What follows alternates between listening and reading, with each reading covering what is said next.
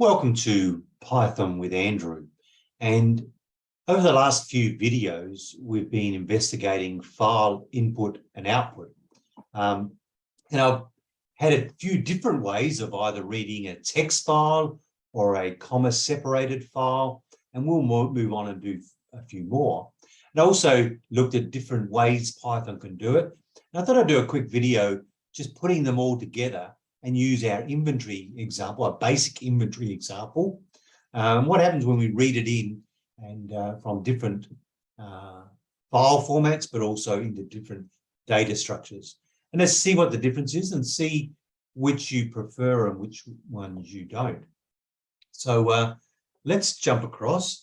If you haven't already looked at the videos on basic file input and output or the other examples, you might want to have a quick look at those before this one, because I'm going to, if you like, assume that we've done some of the work just to make it a bit quicker. So let me jump over. So we have our empty Python file, and we'll put something in here. And what we want to do is we want to read in our inventory file. And here's an example of our inventory file. That's the text version. It just has name and then amount, or item and stock. And I've also got a CSV version, which is the same, but it's got a comma separating those. So I could open this up in Excel. It would be a lot easier for me to edit and add things. I wouldn't have to worry about spaces and commas and all that. So the other two different file formats, but and we're going to do three different methods, if you like. And the first method we're going to do is we're going to do the basic method we did way back when we looked at just inputting data from a file. And I've already written the function. I've called it read inventory. And this takes a file. It opens the file for reading using line 11, and then goes through every line and appends that line to an inventory list. So what ends up happening is we have a list of, if you like, rows, and each row is actually a list, item stock, item stock. Then we close the file and we return our inventory. And if I run this, if I, obviously I'm copying and pasting this, if I run this function and then print the inventory, you'll see what the data structure looks like. Okay, and you can see it at the top there. We have all our rows. The first entry is the title entry. We don't really need that, but it comes in. Then we've got hammer, 10, nuts, 20, etc. So each, if you like, item and stock is a list itself. We could have used a different data structure, but this is the one I've used. So far, so good. The only problem with this is that our stock, which is a string, should be an integer. I'm not going to deal with that today. We'll deal with that with another day because there's probably better ways of doing it. Okay, so that's the first method we do. But the problem with this method, if we have a look, if I go in and change the inventory text and put in a line down the bottom, big nails, and there's 20 of those. Right? So I create another line and it's got two words. Let's see what happens. I go back here and I run this. You'll see that it brings it in, but it, instead of bringing it in as a item stock, two elements of a list, it's actually got split the word up as well. So that's not so good. So this particular one works for basic one-word items, but doesn't work for a bit more complex. So then we went on and looked at, let's start reading from a comma-separated file. Because with a comma-separated file, we don't use spaces like we have between big and nails. So it's easier to have multi-word items. So then I wrote a function called in read inventory CSV. So this is from a CSV file. You can see that it looks exactly the same, except this line here, that we're using the function we learned about earlier, Csv Reader, because I imported that module up here at the top, import CSV. So we're using that function, and that effectively says each line is not just text, but it has a bit of structure, and it's comma separated. And then I go through each line, and again, I append it to the inventory. Now, this time I don't need to split the line up into a list because the reader does that. Okay, and then I close the file and I return it. So everything looks similar to the one above. We're just using a better function. And now if I read,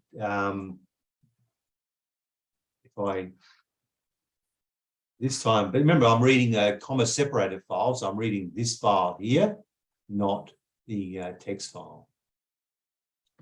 Okay, so if I run that and then print the inventory, let's see what I get.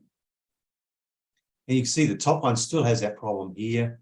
The bottom one has an empty line because I think I didn't delete the line.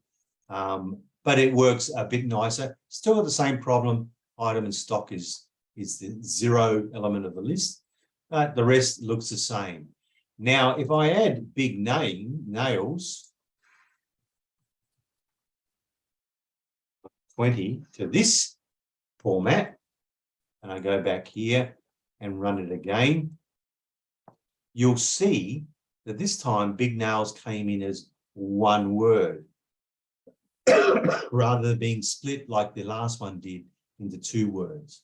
So that's an improvement. That means it's a better way of doing it through a comma separated file. It would also be easier to modify that file because I could open it in Excel, modify, add more, change data, etc., save it as a comma separated file, and then move on.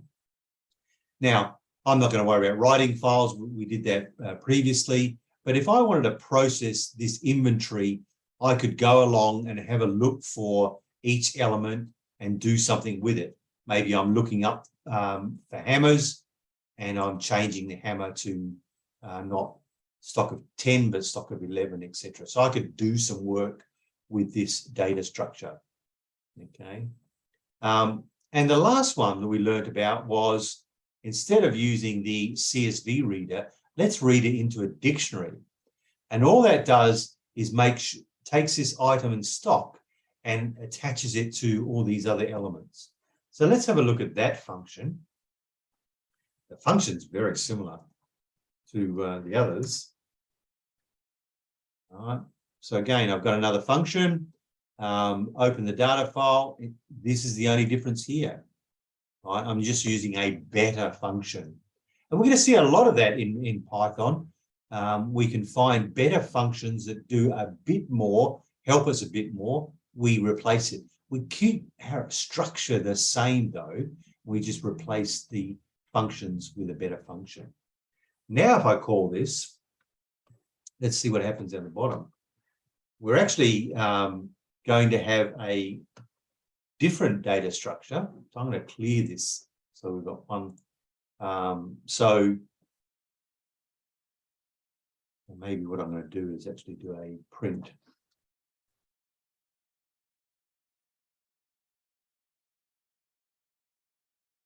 I'll just put a new line in there just to make it a bit easier for us to see what I'm doing.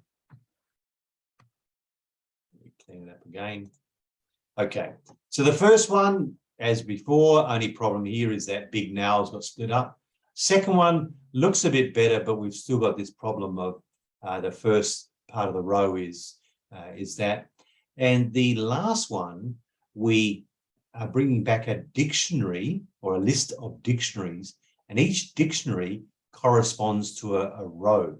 So it'd be a lot easier to access the item because we'd use not 0, we would use, if you like, the item name. So down up here, if I wanted to access print, if I wanted to access the stock of, let's say, nuts, I would do inventory.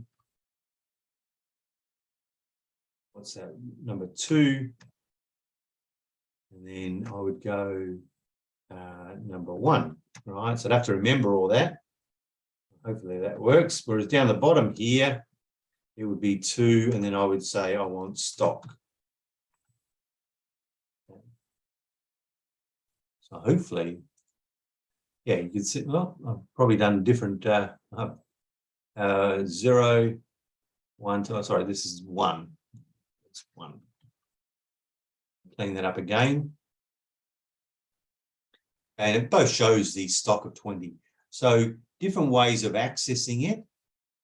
This one here uses the term there and goes through. The reality is we could actually do this as, if you like, a dictionary of dictionaries rather than a list of dictionaries. We can do all sorts of things, and we'll worry about that another day. I just wanted to show you that we've learned 3 different methods of reading a file. One where we just, if you like, read 1 line at a time of text.